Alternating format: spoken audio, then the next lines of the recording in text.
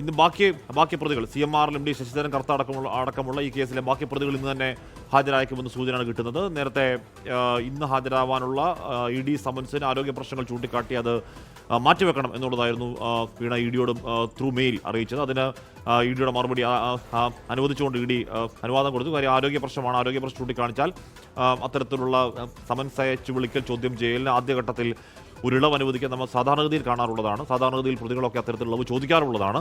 അപ്പോൾ അത്തരത്തിൽ ചോദിച്ച ഇളവിന് ED അനുവാദം കൊടുത്തിരുന്നു. അതിന് പിന്നാലെയാണ് ഇപ്പോൾ ബുധനാഴ്ച വീണ്ടും ഹാജരാവാൻ സമൻസ് അയച്ചിരിക്കുന്നത്. ബുധനാഴ്ച പക്ഷേ ഹാജരാവുന്നതിന് ഏതെങ്കിലും തരത്തിൽ ഇളവ് ചോദിക്കൽ സാധ്യമാണോ എന്നറിയില്ല. ബുധനാഴ്ച എന്തായാലും വീണ ടി, പ്രതിപക്ഷ നേതാവ്, മുൻ മുഖ്യമന്ത്രിയുടെ മകൾ വീണ ടി EDക്ക് മുൻപാകെ ഹാജരാണ്. കൊച്ചി ഓഫീസിലാണ് ഹാജരാവേണ്ടത്. നേരത്തെ നമ്മൾ പറഞ്ഞിരുന്നു ED ഈ പ്രതികളോട് ചോദിക്കേണ്ട 100 ചില്ലുവാനം ചോദ്യങ്ങളടങ്ങിയ ഒരു ചോദ്യപട്ടികയുമായി തയ്യാറായിരിക്കുന്നു. അവർ ഹൈക്കോടതി മുഖാന്തരം കിട്ടിയ SFIOയുടെ അന്വേഷണത്തിലെ ആ രേഖകൾ കൂടി വെച്ചുകൊണ്ടാണ് ചോദ്യം ചെയ്യലുള്ള ചോദ്യങ്ങൾ തയ്യാറാക്കിയിരിക്കുന്നത്. എന്തായാലും ആ ചോദ്യങ്ങൾക്കുള്ള മറുപടി ബുധനാഴ്ചയാകും വീണ നൽകേണ്ടി വരിക. വിഷ്ണു വിവരങ്ങൾ വച്ചിരുന്നു. വിഷ്ണു, ഇളവ് നൽകിയ ED അടുത്തൊരു ദിവസം ഉറപ്പായും വിളിക്കുമെന്ന് അറിയാമായിരുന്നു. അതേ ദിവസം എന്ന സംശയം ഉണ്ടായിരുന്നുള്ളൂ. അപ്പോൾ അധികം വൈകിക്കാതെ ബുധനാഴ്ച തന്നെ വിളിക്കുകയാണ് വീണ്ടും, അല്ലേ? 2 ആഴ്ച സാവകാശമാണ് വീണ ടി ചോദിച്ചത്. പക്ഷേ 2 ആഴ്ച സാവകാശം ED നൽകുന്നില്ല. ബുധനാഴ്ച ഹാജരാകാൻ വേണ്ടിയിട്ടാണ് ഇപ്പോൾ നിർദ്ദേശം നൽകിയിട്ടുള്ളത്. നേരത്തെ നമ്മൾ വ്യക്തമാക്കിയതാണ്, ആദ്യ സമൻസിൽ സ്വാഭാവികമായി ഹാജരാകില്ല. രണ്ടാമത് സമൻസ് നൽകുക, ആരോഗ്യ പ്രശ്നങ്ങൾ ചൂണ്ടിക്കാണിച്ചാണ് അവർ ആദ്യ സമൻസിന് ഹാജരാകാതിരുന്നത്. അതിൽ 2 ആഴ്ച സാവകാശം വേണം. അതിനു മുൻപ് താൻ രേഖകൾ ഹാജരാക്കാമെന്ന് വീണ ടി വ്യക്തമാക്കിയെങ്കിലും 2 ആഴ്ച സാവകാശം നൽകാൻ നിലവിൽ എൻഫോഴ്സ്മെന്റ് ഡയറക്ടറേറ്റ് തയ്യാറാകുന്നില്ല. അതിന് പ്രധാനപ്പെട്ട കാര്യം, നേരത്തെ ഈ സാവകാശം തേടി വീണ ടി മെയിൽ അയച്ച ഘട്ടത്തിൽ തന്നെ ഉന്നത ഉദ്യോഗസ്ഥരുമായി ഇക്കാര്യം അറിയിച്ചിരുന്നു.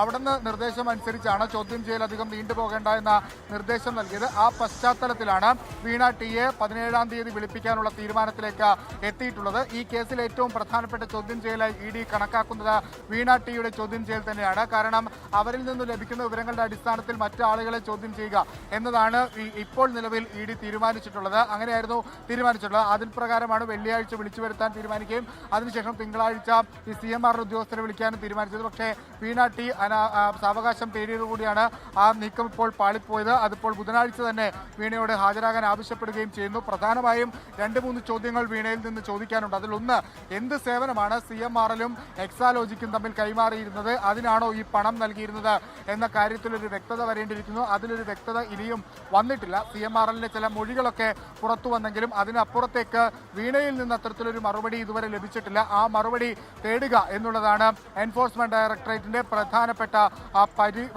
അല്ലെങ്കിൽ പ്രധാനപ്പെട്ട ഒരു ചോദ്യം. അതായിരിക്കും. നമുക്ക് ഈ കേസിന്റെ ഒരു പശ്ചാത്തലം പരിശോധിച്ചാൽ ഇന്ററിം സെറ്റിൽമെന്റ് ബോർഡിന്റെ ഒരു കണ്ടെത്തലാണ് ഈ അന്വേഷണത്തിലേക്ക് എത്തിയത്. അത് 1.72 കോടി രൂപ ഈ CMRൽ നിന്ന് എക്സാലോജിക് എന്ന കമ്പനിക്ക് പോയിട്ടുണ്ട്. പക്ഷേ അത് എന്തിനാണ് എന്ന കാര്യത്തിൽ ഒരു വ്യക്തത വന്നിട്ടില്ല. അതിന് പിന്നാലെയാണ് SFIO ഈ കേസ് ഏറ്റെടുത്ത് അന്വേഷണം നടത്തുന്നത്. അവരുടെ അന്വേഷണത്തിൽ അത് 2.72 കോടിയായി മാറുന്നു. അതായത് 2017 മുതൽ 2021 വരെയുള്ള കാലയളവിൽ എക്സാലോജിക് എന്ന സ്ഥാപനത്തിലേക്ക് 2.72 കോടി രൂപ കൈമാറിയിട്ടുണ്ട് എന്നുള്ളതായിരുന്നു കണ്ടെത്തൽ. പക്ഷേ എന്താണ് സേവനം എന്ന കാര്യത്തിൽ ഒരു വ്യക്തത ആ റിപ്പോർട്ടിലും കണ്ടെത്താനായിട്ടില്ല. ഇൻ സം ഫേവേഴ്സ് എന്ന വാക്കാണ് അതിൽ ഉപയോഗിച്ചിരുന്നത്. ഫോർ സം ഫേവേഴ്സ് എന്നൊരു ഒരു പൂർണ്ണ നിഗമനത്തിൽ അല്ലെങ്കിൽ പോലും അത്തരത്തിലൊരു വാക്കാണ് ഉപയോഗിച്ചിരുന്നത്. ആ ഒരു പശ്ചാത്തലത്തിലാണ് പിന്നീട് SFIOയുടെ കംപ്ലൈന്റിന്റെ കൂടി അടിസ്ഥാനത്തിൽ ED കേസ് രജിസ്റ്റർ ചെയ്ത് അന്വേഷണം ആരംഭിച്ചത്. അത് ഹൈക്കോടതിയിലേക്ക് പോയി ആ അന്വേഷണം തടയണമെന്ന് CMRൽ ആവശ്യപ്പെട്ടു. പക്ഷേ അത് തടഞ്ഞില്ല. അതിനുശേഷം വീണ്ടും അപ്പീൽ നൽകി, അതും തടഞ്ഞില്ല. അതിനുശേഷമാണ് വീണ ടിക്ക് നോട്ടീസ് അയക്കാനുള്ള നടപടിയിലേക്ക് ED കടന്നത്. ആദ്യ ശ്രമമെന്ന രീതിയിൽ ഒരു നോട്ടീസ് കഴിഞ്ഞ ദിവസം അയക്കുകയും ഈ വെള്ളിയാഴ്ച, അതായത് ഇന്ന് ഹാജരാകണമെന്ന് ആരോഗ്യ പ്രശ്നങ്ങൾ ചൂണ്ടിക്കാട്ടിയായിരുന്നല്ലോ സാവകാശം തേടിയത്. അപ്പോൾ 2 ആഴ്ച സാവകാശം 2 ആഴ്ച കൊണ്ട് മാറേണ്ട ആരോഗ്യ പ്രശ്നമാണെങ്കിൽ ബുധനാഴ്ച തന്നെ എന്ന് പറഞ്ഞാൽ ഇപ്പോൾ 3-4 ദിവസമേ ഉള്ളൂ. അപ്പോൾ ആരോഗ്യ പ്രശ്നങ്ങൾ മാറുമോ? അപ്പോൾ അത് ഒരു സാവകാശം തേടൽ കൂടി ഓപ്ഷനായിട്ടുണ്ടോ?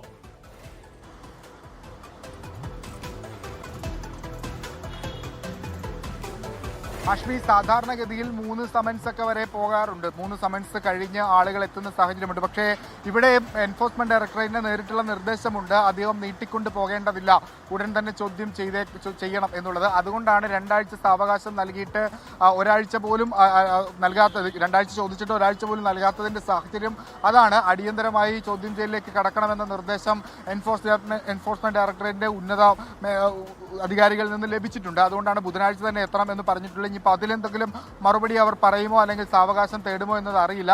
അവർ വ്യക്തമാക്കുന്നത് ഒന്ന്, തനിക്ക് ആരോഗ്യ പ്രശ്നങ്ങളുണ്ട്, അതോടൊപ്പം തന്നെ അന്വേഷണത്തോടെ സഹകരിക്കുന്നതിന്റെ ഭാഗമായി ഈ രേഖകളൊക്കെ അഭിഭാഷക മുഖേന അറിയിക്കാം തുടങ്ങിയ കാര്യങ്ങളൊക്കെ പറഞ്ഞെങ്കിലും വീണ നേരിട്ടെത്തണം. അതായത് നിലവിൽ PMLA ആക്ട് 50 പ്രകാരമാണ് ഈ സമൻസ് അയക്കുന്നത്.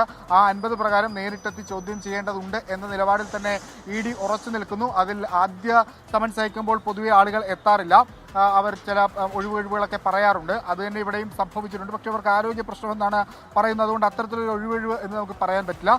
പക്ഷേ 2 ആഴ്ച സമയം ചോദിച്ചെങ്കിലും അത് നൽകാൻ EDയും തയ്യാറാകുന്നില്ല. അങ്ങനെ നമ്മൾ പ്രതീക്ഷിക്കുന്നതനുസരിച്ച് ബുധനാഴ്ച തന്നെ വീണ ടി ഈ എൻഫോഴ്സ്മെന്റ് ഡയറക്ടറേറ്റ് ഓഫീസിലേക്ക് ചോദ്യം ചെയ്യലിന് ഹാജരാകാൻ എത്തും എന്നാണ് നമുക്ക് പ്രാഥമികമായി ലഭ്യമാകുന്ന വിവരം. ഹാഷ്മി, വിഷ്ണു, പിന്നീട് വലിയ അതിക്രമങ്ങൾ ഉണ്ടായ അല്ലെങ്കിൽ ED വാഹനങ്ങൾക്ക് നേരെ അക്രമം ഉണ്ടായ ആ റെയ്ഡുണ്ടല്ലോ, ആ റെയ്ഡിൽ യഥാർത്ഥത്തിൽ വീണയോട് ചില കാര്യങ്ങൾ ചോദിച്ചിരുന്നു, ഒരു പ്രാഥമിക മൊഴി എന്നുള്ള നിലയ്ക്ക്. ആ പ്രാഥമിക മൊഴിയും കണ്ടെടുത്ത രേഖകൾ, നിലവിലെ തെളിവുകളൊക്കെ വെച്ച് വലിയ പൊരുത്തക്കേടുണ്ട് എന്നാണ് ED പറയുന്നത്. അപ്പോൾ ആ പൊരുത്തക്കേടുകൾ ദൂരീകരിക്കലാവില്ലേ 100 ചില്ലുവാനം ചോദ്യങ്ങളിലൂടെ ED ശ്രമിക്കുക? ഹാഷ്മി, അന്നത്തെ ചോദ്യം ചെയ്യൽ അതൊരു കേവലം പ്രാഥമികമായി വിവരം ശേഖരിക്കൽ മാത്രമാണ്. അന്നത്തെ റെയ്ഡുമായി ബന്ധപ്പെട്ട് അതോടൊപ്പം തന്നെ ഞങ്ങൾ എന്തിനിവിടെ എത്തി, നിങ്ങൾ എന്തെല്ലാം, നിങ്ങൾക്കെതിരെയുള്ള കേസ് എന്ത് തുടങ്ങിയ കാര്യങ്ങളിലൊക്കെയാണ് ഒരു ചോദ്യം ചെയ്യൽ, ഒരു പ്രാഥമിക ചോദ്യം ചെയ്യൽ എന്ന് വിശേഷിപ്പിക്കാം. പക്ഷേ അതുപോലെയല്ല ഈ കാണുന്ന എൻഫോഴ്സ്മെന്റ് ഡയറക്ടറേറ്റ് ഓഫീസിനകത്തേക്ക് ഒരു കേസിലെ ഈ ആരോപണ വിധേയർ ആളുകളെ വിളിച്ചു വരുത്തി അവർ ചോദ്യം ചെയ്യുന്ന രീതി അത് എൻറ്റയർലി ഡിഫറൻ്റ് ആണ്. അതിൽ നിന്നാണ് ഏറ്റവും കൂടുതൽ വിവരങ്ങൾ എൻഫോഴ്സ്മെന്റ് ഡയറക്ടറേറ്റ് ശേഖരിക്കാൻ പോകുന്നത്. പ്രത്യേകിച്ച് PMLA ആക്ട് 50 പ്രകാരം സമൻസ് നൽകിയാണ് വിളിക്കുന്നത്. ആ ഒരു പശ്ചാത്തലത്തിൽ അവരുടെ ചോദ്യം ചെയ്യൽ അതിൽ അത്തരത്തിലുള്ള ഒരു പ്രാധാന്യം കൂടി ആ ചോദ്യം ചെയ്യലിനുണ്ട്. അതിൽ നമ്മൾ നേരത്തെ പൊതുസമൂഹമൊക്കെ ഒന്നാകെ ചോദിച്ചൊരു ചോദ്യം, എന്ത് സേവനമാണ് എക്സാലോജിക് എന്ന കമ്പനി CMRL നൽകിയത് ഇത്രയേറെ പണം ലഭ്യമാക്കുന്നതിന് വേണ്ടിയിട്ടെന്ന ചോദ്യമുണ്ട്. ആ ചോദ്യത്തിനുള്ള മറുപടി ആയിരിക്കും പ്രാഥമികമായി തന്നെ EDക്ക് ആവശ്യമുള്ളത്. ആ ചോദ്യമായിരിക്കും പ്രധാനമായും ചോദിക്കുക എന്നാണ് നമുക്ക് മനസ്സിലാകുന്നത്. കൃത്യമായി ചോദ്യാവലിയൊക്കെ തയ്യാറാക്കിയിട്ടുണ്ട്. ഒപ്പം ഈ കരാറുമായി ബന്ധപ്പെട്ടുള്ള വിശദാംശങ്ങൾ, ഈ പണം, ഇത് പ്രൊസീഡ്സ് ഓഫ് ക്രൈം ആണ്. ഇതിൻ്റെ ഒരു പ്രധാനപ്പെട്ട പ്രൊസീഡ്സ് ഓഫ് ക്രൈം തിയറിയിലാണ് ഈ PMLA കേസുകളൊക്കെ രജിസ്റ്റർ ചെയ്യപ്പെടാറുള്ളത്. പൊതുവെ അത്തരം കേസുകൾ രജിസ്റ്റർ ചെയ്യപ്പെടാറുള്ളത്. അപ്പോൾ ആ പ്രൊസീഡ്സ് ഓഫ് ക്രൈമിൻ്റെ ഭാഗമായി വന്ന ഈ പണം, ആ പണം എങ്ങോട്ട് പോയി, അത് എന്തിനുപയോഗിച്ചു, ഏത് അക്കൗണ്ടിലേക്ക് ഡെപ്പോസിറ്റ് ചെയ്തു, അത്തരം വിവരങ്ങൾ ചോദിക്കും. അങ്ങനെ വീണയുടെ ബാങ്ക് ഡീറ്റെയിൽസ് എല്ലാം തന്നെ പോലീസ് എൻഫോഴ്സ്മെന്റ് ഡയറക്ടറേറ്റ് എടുത്തിട്ടുണ്ട്. അതിലൊരു അക്കൗണ്ട് മരവിപ്പിക്കുന്ന സാഹചര്യമൊക്കെ ഉണ്ടായി. അപ്പോൾ അത്തരം വിവരങ്ങളൊക്കെ എല്ലാ ഡാറ്റാസും വെച്ചിട്ടുള്ള ഒരു വിശദമായ ചോദ്യം ചെയ്യലായിരിക്കും. അത് ഒരു തവണ നിൽക്കുമോ എന്നുള്ളതാണ് ഏറെ ശ്രദ്ധേയം. ഇതിന് മുൻപുള്ള കേസുകൾക്കൊക്കെ നമുക്കറിയാം, ആദ്യം ഒരു തവണ വിളിച്ചു വരുത്തുന്നു, അതിനുശേഷം വിട്ടയക്കുന്നു, പിന്നീട് എന്തായാലും ഇനിയൊരു സാവകാശം തേടാനുള്ള ഓപ്ഷൻ ഉണ്ടോ എന്നറിയില്ല, സാവകാശം അത് അനുവദിക്കുമോ എന്നും അറിയില്ല. ഈ പറയുന്ന CMRL നിന്ന് കിട്ടിയ ചെയ്യാത്ത സേവനത്തിൻ്റെ തുക ഉപയോഗിച്ച് സ്വത്ത് വല്ലതും ഉണ്ടായിട്ടുണ്ടെങ്കിൽ കണ്ടുകെട്ടലടക്കം നടപടികളിലേക്ക് ഒരു പക്ഷേ ED പോയേക്കാം. അതോടൊപ്പം കുരുക്കാവ് SFI റിപ്പോർട്ടിൽ പറഞ്ഞ അറ്റ്ന എന്ന് പറയുന്ന ഒരു കമ്പനി പറ്റി പറയുന്നുണ്ട്. IT സൊല്യൂഷൻസ് ഈ പറഞ്ഞ 2.72 കോടിയേക്കാളൊക്കെ താഴെ അതിനേക്കാൾ ഒരുപാട് തുച്ഛമായ നിരക്കിൽ ചെയ്തു കൊടുത്ത കാര്യമൊക്കെ SFI റിപ്പോർട്ടിൽ അതിൽ പറയുന്നുണ്ട്. അപ്പോൾ അങ്ങനെയാണെങ്കിൽ എന്തിനാണ് എന്ത് AMC ആണെങ്കിലും ഈ വലിയ തുക എന്തിനാണ് എന്ന ചോദ്യത്തിന് ഇതുവരെ കൃത്യമായ മറുപടി ഇല്ലാത്തൊരു മറുപടി ഒരു പക്ഷേ EDക്ക് മുന്നിൽ പറയേണ്ടി വരും.